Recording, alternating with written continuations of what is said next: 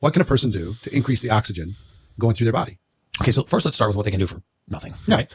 Somebody just sitting at home wants to be healthier. Yeah, move your body. I mean, sitting is the new smoking, right? We all know that exercise is good for you, but why is exercise good for you? Because it actually moves oxygen around the body. What I tell people to do is I teach them to a breathwork technique that takes about 4 to 8 minutes every morning. I do it like clockwork. I don't think I've missed a single morning in What's the last foundation? almost 3 years. Yeah, it's 3 rounds of 30 deep breaths. Very very strong inhales. This is a Wim Hof method. I need to give credit to the man that came up with it. He's the Iceman. He's the founder of Breathwork. I do 3 rounds of 30 deep breaths with an exhale hold in between, an inhale hold, and I start again. Because remember that even if somebody wants to look this up, they just look up the Wim Hof Wim method. Hof, WIMHOF. Yeah. Method. Yeah. And it's just breathing obnoxiously deep for 30 breaths, exhaling and holding and allowing the carbon dioxide to build up, inhaling and holding, letting that air out and starting again. Elevated emotional states using the diaphragm to massage the intestines, getting oxygen in and changing the oxygen tension in the tissue. All of this will cost you nothing, and it will skyrocket your mood and your emotional state, and it can rid the body of disease. So breathwork is a great one, but for sustained energy and sustained oxygen transport, you need to get your blood tested.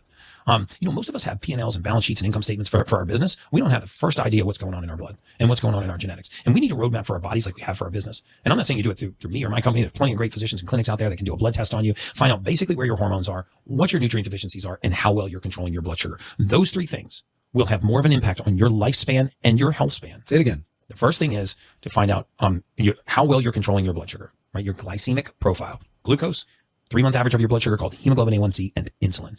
Insulin is killing people. As insulin rises and stays sustained and high in your bloodstream, it attacks it's very neurotoxic to the nerves. It's very toxic to the brain. We know now that Alzheimer's and dementia are linked to type 3 diabetes. In fact, we're actually calling Alzheimer's type 3 diabetes in a lot of circles right now. If you just Google type 3 diabetes, you'll see all kinds of published clinical research linking elevated sugar and insulin resistance in the brain to the early onset of Alzheimer's and dementia. And we have this fallacy built around these diseases that people are losing their memory. That's actually not true. They're losing access to their memory. And access can be restored. Right? The memory is not actually leaving until the tail end of Alzheimer's. The access to the memory is being affected. So if we could reduce our sugars, right? If we could keep sugars low and become more insulin sensitive, that is a marker for longevity. The second thing is we need to correct certain nutrient deficiencies. Big ones are vitamin D3 and B12 are major ones. Zinc and magnesium are the others.